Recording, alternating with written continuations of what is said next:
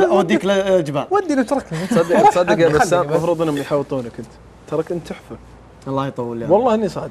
والله هذه والله اني اقولها من يعني ما ابي. والله اني عارف. الله يسعدك خالد، وواضح اللي بالقلب من اخوك. شوف هذه يعني ما ادري هذه مبطنه مثل ما قال عبد الرحمن. والله ما في نيتي شيء يشهد الله. والله ما عرفتك. هذه النقوش طبعا عربيه، اللغه العربيه لما مرت بمراحل تطوير. هذا حرف هاء، هذا حرف هاء. في كذا حرف انا اعرفه. دقيقه هذه حروف انجليزيه. هذا اللي يشوفها يقول انجليزيه. هذه تطوير اللغه العربيه مر بمراحل. سبحان الله. شوف تمام. والله تقول كانها حروف انجليزيه. يعني مو بالعكس، في بعض الاحيان تشوفها تحسبها من اللغه الهنديه اللي تجي. ايوه. يعني هذه لغه لحالها. انا اقول لك شيء، او اشبه للصينيه. يا سلام. انا اقول لك شيء، اللغه العربيه مرت بمراحل تطوير. اول كانوا الناس ما عندهم كتابات، عندهم رموز. يعني مثلا يرسم لك رجال ماشي كذا موجه كذا، رجال مثلا يرسم لك رجال واقف كذا وراه رجال معاه رمح، هذا يدل ان فيه غزو مثلا جايكم من وراكم. تمام. اذا مثلا سهام كذا وسهام كذا معناته ان الحرب شبت وشبكت. تمام.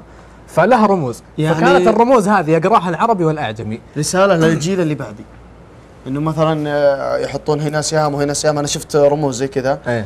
السهام هذه ضاربها الرجال هذول وبعضهم ميت وزي كذا. هذا دلاله على ان في حرب وزي كذا. اذا في سهم جايك من وراك يعني في حرب جايه من وراك. فكانت ايش لما تروح الرساله من مكان لمكان يمسكونها مثلا الاعداء يعرفونها، سواء كانوا عرب عجم ايا كانوا. لكن قالوا ايش؟ خلونا نسوي لغه كتابه تدل علينا. فسووا كتابه مع بدايه يعني قديم قبل الميلاد وقبل. فسووا كتابه خاصه فيهم. تمام. زي اللغات الثانيه.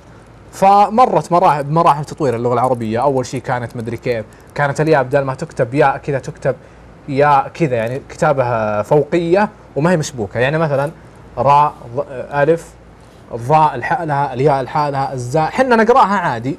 لكن اللي يجون بعدنا مثلا 4000 سنه 5000 سنه يستغربون يقولون ايش مكتوب هذه لغه ما هي بس كلام. قل ان شاء الله. ايه احنا تبعد عنا الطبيقه والله العليم حوالي 200 كيلو.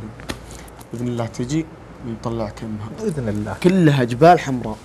الجبال الحمراء كذا اسمها مناطق فيها مناطق فيها عش النسر، فيها النيران، فيه جبال. انا اقول لك قصصا بعدين ان شاء الله. حلو. طبعا قصص كثيره.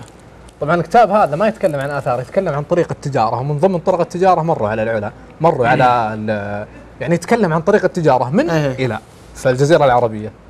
طيب أنا طبعا اليوم ما تكلمت، لكن جاني خالد قال والله غير تتكلم عن العلا، أنا أبغى أعرف هذا. والله هذا العلا أول مرة بين المدينة بين المدينة وتبوك. تابع المدينة. أنا إنسان أحب الشيء التاريخ، الأشياء اللي فيها تاريخ وكذا جاء في ملعبي. بس سبحان الله شوف هذا كان أو اكس اتش ان واي. طيب ممكن الحروف الانجليزيه ماخوذه من هالشيء واحد. شيء غريب ان الارقام الانجليزيه هي ارقام عربيه، والارقام العربيه هي ارقام هنديه. نعم.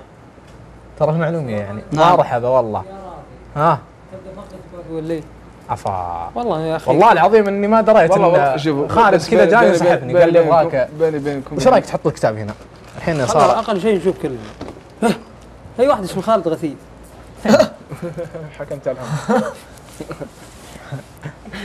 يا غالي والله يا راضي المفروض شوف.